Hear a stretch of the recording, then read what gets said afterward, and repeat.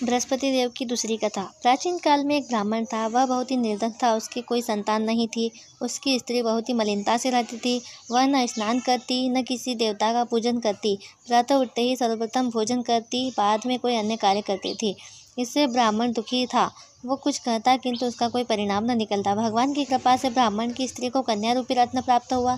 वह कन्या अपने पिता के घर बड़ी होने लगी। वह बालिका प्रातः स्नान करके विष्णु भगवान का जाप करती, बृहस्पतिवार का व्रत करती, पूजा पाठ करके वह पाठशाला जाती तो मुट्ठी में जौ भर के ले जाती। वह पाठशाला के मार्ग में डालती जाती। जब वे जौ स्वर्ण के हो जाते तो लौटते समय घर ले आती थी।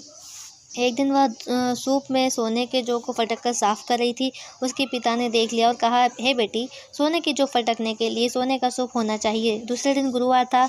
कन्या ने व्रत रखा और बृहस्पति से देव से प्रार्थना की कि हे प्रभु, मैंने आपकी पूजा सच्चे मन से की हो तो मेरे लिए सोने का सूप दे दो। बृहस्पति देव ने उसकी प्रार्थना स्वीकार कर ली और रोजाना की तरह कन्या जौ फैलाती हुई जाने लगी। जब लौट कर जौ बीन रही थी, बृहस्पति देव की कृपा से उसे सोने का सूप मिला। उसे वह घर ले आई और उससे जौ साफ करने लगी, परंतु उसकी माँ का वही हाल रहा।